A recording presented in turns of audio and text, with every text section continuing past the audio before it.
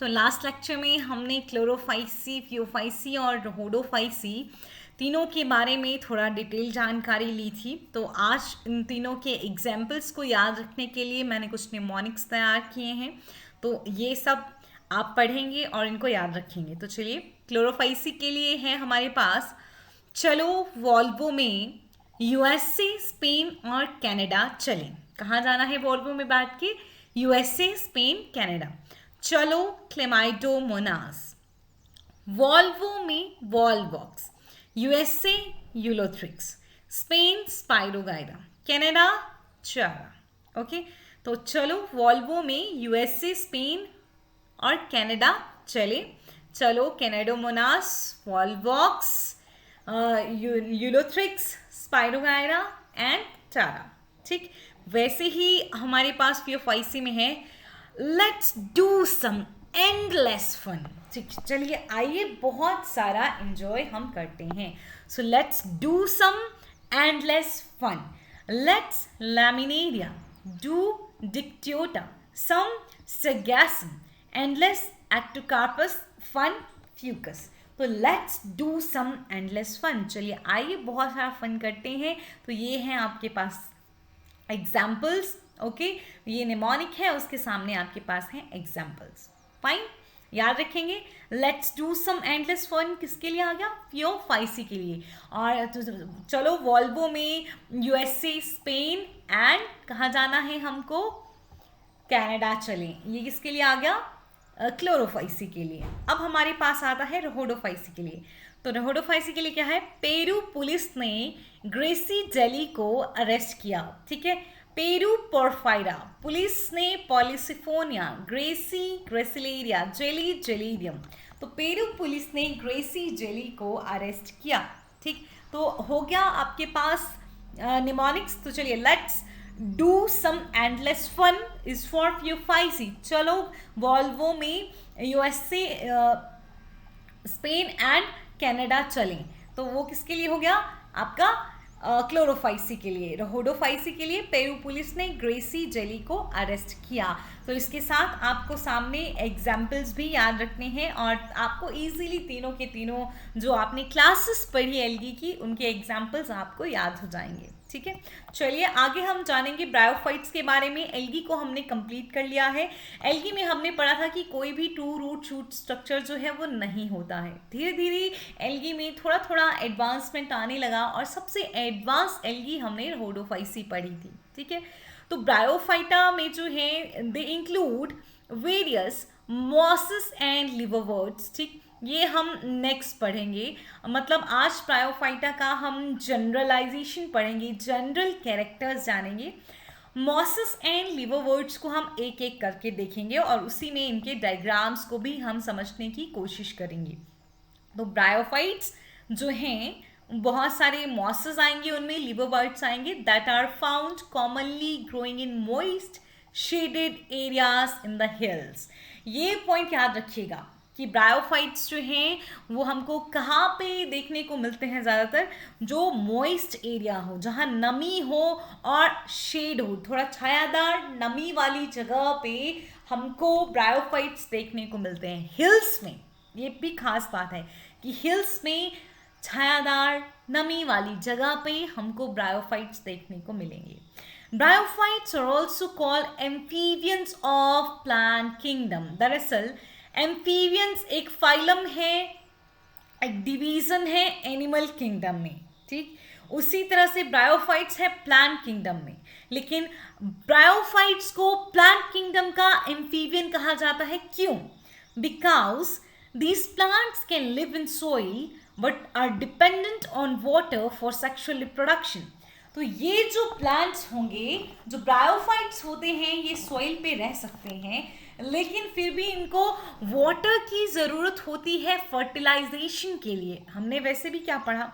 Bryophytes जो हैं वो मॉइस्चर वाले एरिया पे ग्रो करते हैं। ठीक, तो आपके पास प्लांट किंगडम में जो है आपको क्या मिल रहा है? प्लांट किंगडम में आपको ब्रायोफाइट्स मिल रहे हैं जो एम्फीबियंस कहलाए जा रहे हैं प्लांट किंगडम के।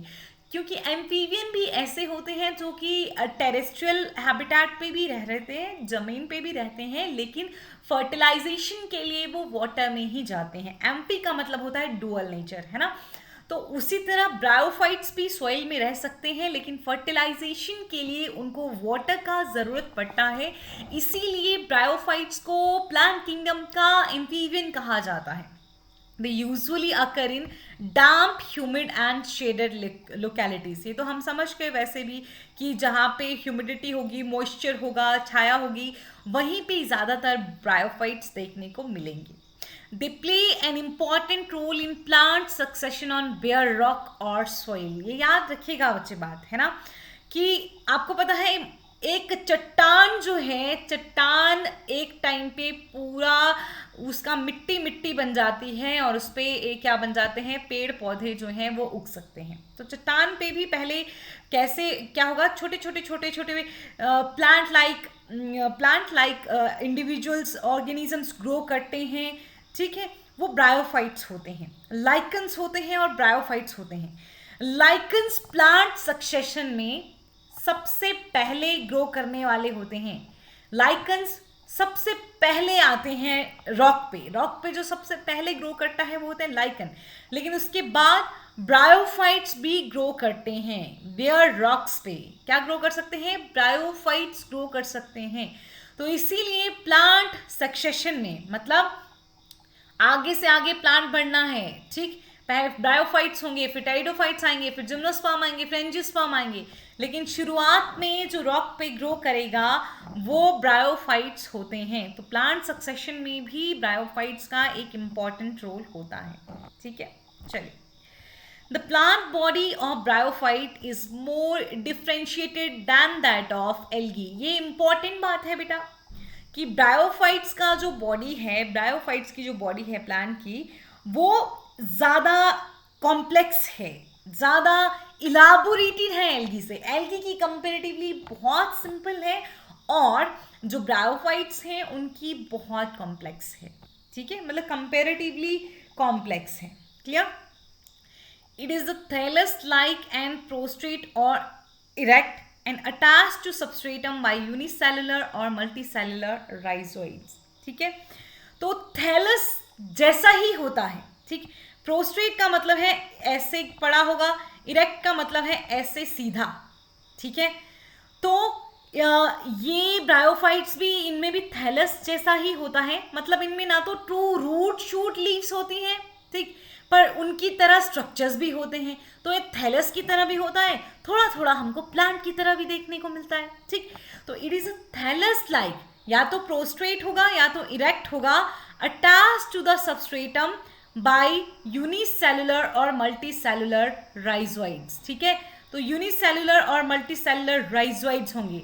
तो ब्रायोफाइट्स में रूट नहीं राइजोइड पाए जाते हैं। राइजोइड में सिंगल सेल भी हो सकता है या फिर मल्टी सेलुलर राइजोइड्स भी हो सकते हैं। तो देखिए, they lack true root stem और लीव्स। ब्रायोफाइट्स में ट्रू रूट स्टेम और लीव्स नहीं होती हैं, बिल्कुल नहीं होती हैं, ठीक है। But they may possess root like, leaf like और स्टेम लाइक स्ट्रक्चर, ठीक है। तो रूट, स्टेम और लीव्स नहीं है, लेकिन रूट्स के जैसे, स्टेम के जैसे और लीव्स के जैसे स्ट्रक्चर हमको देखने को मिलते हैं ब्रायोफाइट्स में। Clear? The main plant body of bryophyte is haploid. ये भी याद रखना कि ब्रायोफाइट्स का, हमने जब किंगडम प्लांटेई के बारे में पढ़ा था तो हमने पढ़ा था कि अल्टरनेशन ऑफ जनरेशन होता है। एक हैप्लॉइड बॉडी बनती है, एक डिप्लॉइड बॉडी बनती है, और हो सकता है कि दोनों एक दूसरे से इंडिपेंडेंट हो या एक दूसरे पे डिपेंडेंट हो, ठीक है। तो वैसा ही हमको देखने को मिलता है ब्रायोफाइट्स में। इसमें हमको मेन प्लांट बॉडी जो है हैप्लॉइड देखने को मिलती है। Gametophyte, it produces gamete, hence is called gametophyte. Main plant body in bryophyte gametophyte होता है। गैमीटोफाइट को गैमीटोफाइट नाम क्यों दिया गया? क्योंकि गैमीटोफाइट गैमीट्स बनाता है। याद रखना, सारे के सारे गैमीट्स जो हैं वो हैप्लॉइड होते हैं। सारे गैमीट्स कैसे होते हैं? हैप्लॉइड होते हैं, ठीक है। एन, एन मतलब प्लॉइडी लेवल, 1n मतलब हैप्लॉइड या सिंपल एन। तो गैमेटोफाइट जो है वो मेन प्लांट बॉडी है और वो कैसी होती है, हैप्लॉइड। इसका मतलब क्या है, इसका मतलब ये होता है कि ब्रायोफाइट मोस्ट ऑफ जो टाइम होगा उसका एज अ गैमेटोफाइट ही वो रहेगा, और कहीं ना कहीं जो स्पोरोफाइट है हो सकता है वो गैमेटोफाइट पे डिपेंडेंट हो, या अगर गैमेटोफाइट पे डिपेंडेंट नहीं है तो स्पोरोफाइट बहुत ही शॉर्ट टाइम के लिए बनता है।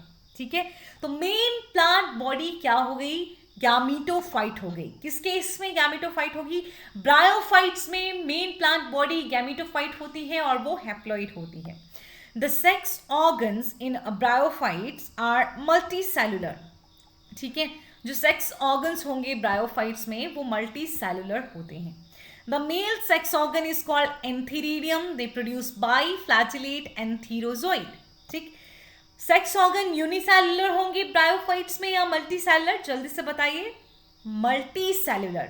मेल सेक्स ऑर्गन को क्या बोलते हैं, एंथीरिडियम कहते हैं, और एंथीरिडियम जो है वो बाइफ्लैजिलेट, 2 फ्लैजिला वाला एंथीरोजोइड्स बनाते हैं। ठीक है, मेल सेक्स ऑर्गन ब्रायोफाइट्स में क्या है, एंथीरिडियम है, और वो क्या प्रोड्यूस करता है, बाइफ्लैजिलेटेड एंथीरोजोइड प्रोड्यूस करता है। The female sex organ called archegonium, female sex organ क्या है ब्रायोफाइट में, आर्कीगोनियम इज फ्लास्क शेप्ड। ठीक, एंथीरिडियम मेल सेक्स ऑर्गन है जिसमें एंथीरोजोइड्स बनते हैं, जो गैमीट है मेल गैमीट वो एंथीरोजोइड हुआ है ना, और फीमेल सेक्स ऑर्गन है आर्कीगोनियम, और आर्कीगोनियम फ्लास्क शेप्ड है जिसमें एक सिंगल सेल बनता है।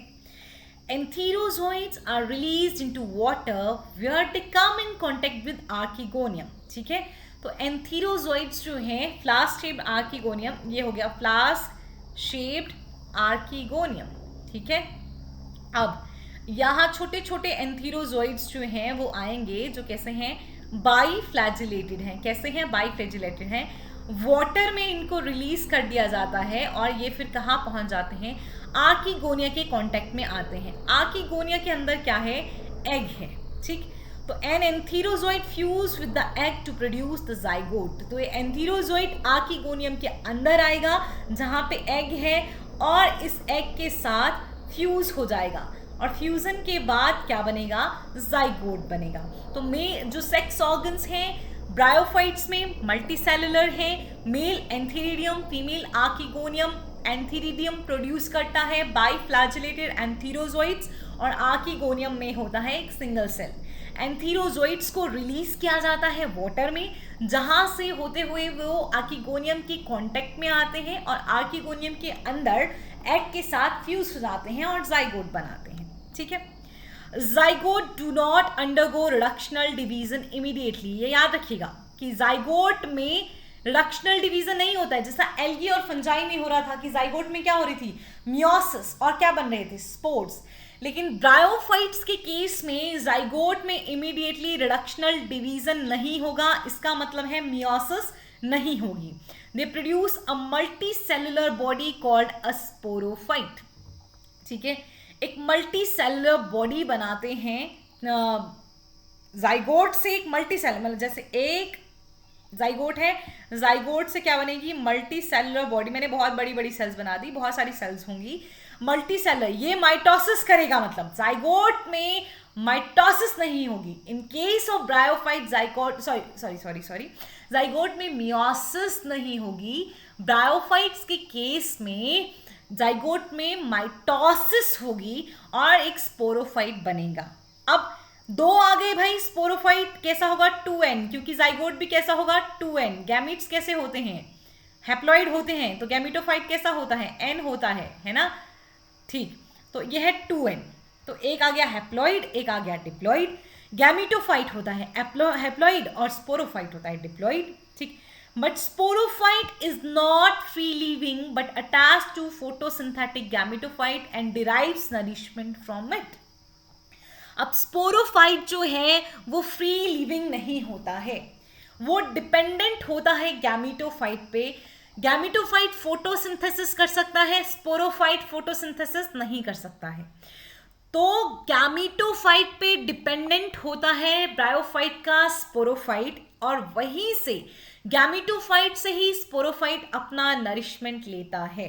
इसीलिए स्पोरोफाइट नॉन मतलब फ्री लिविंग नहीं है, it is not free living, और इसीलिए ये मेन प्लांट बॉडी भी नहीं है। ज्यादा काम कौन कर रहा है? गैमीटोफाइट। स्पोरोफाइट किस पे डिपेंडेंट है? गैमीटोफाइट पे। इसीलिए मेन प्लांट बॉडी जो है वो गैमीटोफाइट होती है। Some cells of sporophyte undergo reductional division meiosis to produce haploid spores. अब देखिए, ये हुआ स्पोरिक मियोसिस, जिसमें स्पोरोफाइट में मियोसिस होगी। जाइगोटिक मियोसिस नहीं हुआ, जाइगोट से माइटोसिस हुई, स्पोरोफाइट बना, स्पोरोफाइट में मियोसिस होगी और हैप्लॉइड स्पोर्स बन जाएंगे। अब यही हैप्लॉइड स्पोर जर्मिनेट होंगे और क्या प्रोड्यूस करेंगे? गैमीटोफाइट प्रोड्यूस करेंगे। क्या प्रोड्यूस करेंगे बेटा?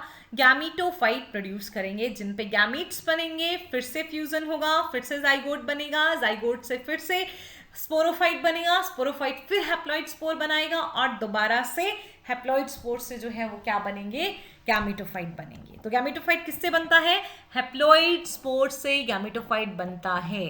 हैप्लॉइड स्पोर्स कैसे बने? स्पोरोफाइट में मियोसिस के बाद हैप्लॉइड स्पोर्स बने। स्पोरोफाइट कैसे बना था? जाइगोट जो है उसमें माइटोसिस हुई, वो मल्टीसेलुलर बना, वो स्पोरोफाइट बना। जाइगोट कैसे बना था? गैमीट का फ्यूजन होके जाइगोट बना था। गैमीट कहाँ बनते हैं? गैमीटोसाइट पे। तो ऐसे ये चक्कर चलता रहता है पूरा, है ना, साइकिल कंटिन्यू रहती है। चलिए अब जानते हैं कि ब्रायोफाइट्स का इकोनॉमिक इंपॉर्टेंस क्या है। Bryophytes in general R of little economic importance, बहुत कम जो है वो इकोनॉमिक इंपॉर्टेंस होता है ब्रायोफाइट्स का। But some mosses provide food for herbaceous mammals, birds and other animals। याद रखिएगा, ब्रायोफाइट्स का इकोनॉमिक इंपॉर्टेंस कम है, लेकिन फिर भी कुछ जो हर्ब्स खाते हैं, जो घास फूस खाने वाले मैमल्स हैं, बर्ड्स हैं, एनिमल्स हैं, उनके लिए खाने की तरह काम कर सकते हैं bryophytes. Species of sphagnum, a moss, provide peat that have long been used as fuel and as a packing material for transshipment of living material because of their capacity to hold water। Sphagnum एक moss है जिसको एक fuel की तरह भी use किया जाता है, और अगर आप किसी लिविंग मटेरियल को एक जगह से दूसरी जगह दूर कहीं भेज रहे हैं तो उस शिपमेंट के टाइम पे उस लिविंग को स्फैग्नम में लपेट के भेजा जाएगा। तो स्फैग्नम को ट्रांसशिपमेंट ऑफ लिविंग मटेरियल के दौरान as a packing material use किया जाता है। क्यों? क्योंकि लिविंग्स को वाटर का जरूरत होता है और स्फैग्नम के पास वाटर होल्डिंग कैपेसिटी होती है, इसीलिए इसकी वाटर होल्डिंग कैपेसिटी के कारण ही इसको as a packing material use किया जाता है। किसका पैकिंग मटेरियल? लिविंग का पैकिंग मटेरियल, जब लिविंग्स को एक जगह से दूसरी जगह पे भेजना हो। ठीक है, उसके साथ ही mosses along with lichens are the first organism to colonize rocks and hence are of great ecological importance। देखिए यहां क्या लिखा है, इकोनॉमिक इंपॉर्टेंस ज्यादा नहीं है, है ना, पैसा वैसा नहीं बनता ब्रायोफाइट से कुछ भी ज्यादा, लेकिन जो इकोलॉजिकल इंपॉर्टेंस है वो ज्यादा होती है। इकोनॉमिक इंपॉर्टेंस कम होती है, इकोलॉजिकल इंपॉर्टेंस ज्यादा होती है। तो पहले पाइनियर जो होते हैं बेयर रॉक पे, पाइनियर होता है सबसे पहला, तो सबसे पहले खाली चट्टान पे उगते हैं लाइकन्स और उसके बाद मॉसेस। तो इसलिए बोला था कि first organism to colonise rocks along with lichens, पर पहले फिर भी पहला लाइकन ही आएगा, दूसरा मॉस आएगा। याद रखेंगे कि नहीं, पहला क्या आएगा? लाइकन ही आएगा, दूसरा आएगा मॉस, है ना। पर अगर लाइकन ऑप्शन में नहीं है तो आप फिर क्या चूज करेंगे? Moss. They decompose rocks making the substrate suitable for the growth of higher plants. क्या करते हैं ये लोग नहीं है ये। लाइकन्स और मॉसेस कैसे काम करते हैं? जैसे चट्टान है, ठीक है, और चट्टान पे यहाँ पे लाइकन्स और मॉसेस ग्रो कर रहे हैं, तो लाइकन और मॉसेस जो हैं ये इस रॉक का डिकम्पोजिशन करेंगे। डिकम्पोजिशन के बाद इस एरिया पे थोड़ा मिट्टी मिट्टी बन जाएगी और धीरे धीरे इसी तरह से ये रॉक पूरा डिकम्पोज होती रहेगी और यहाँ मिट्टी बनती रहेगी, तो प्लांट्स जो हैं वो ग्रो करते रहेंगे। तो क्या बोला कि ये रॉक को डिकम्पोज करते हैं, ठीक है, और उसको सुटेबल बनाते हैं हायर प्लांट्स की ग्रोथ के लिए, ठीक है। Since mosses form dense mats on soil, they reduce the impact of falling rain and prevent soil erosion। क्या काम कर सकते हैं ये ना, बहुत ही मोटी चटाई की तरह काम करते हैं मॉसेस, ठीक। अगर आपने यहाँ पे एक एरिया है, यहाँ पे मॉसेस को ग्रो करवाया है, ठीक, और तो ये बिल्कुल चटाई की तरह काम करेंगे, और बारिश अगर होगी तो फिर बारिश से मिट्टी का जो इरोजन होना था, ठीक है, मिट्टी जो हट जाती, खत्म हो जाती, वो मिट्टी अब नहीं हटेगी, सॉइल इरोजन अब नहीं होगा, सॉइल की टॉप मोस्ट लेयर का रिमूवल नहीं होगा। सॉइल इरोजन होता है सॉइल की अपर मोस्ट लेयर का इरोजन, और वो रेन की वजह से हो सकता है। लेकिन अगर मॉस ग्रो करते हैं तो वो एक डेंस मैट की तरह काम करते हैं, और बारिश से जो सॉइल इरोजन होना था उसके इम्पैक्ट को कम कर देते हैं। तो this is all about bryophytes. आगे हम पढ़ेंगे मॉसेस एंड लिवरवर्ट्स के बारे में, जो कि ब्रायोफाइट्स का ही हिस्सा है। उसके साथ देखिए समझ के ना, तो bryophytes are divided into liverworts and mosses, ये हम नेक्स्ट लेक्चर में पढ़ेंगे। Thank you.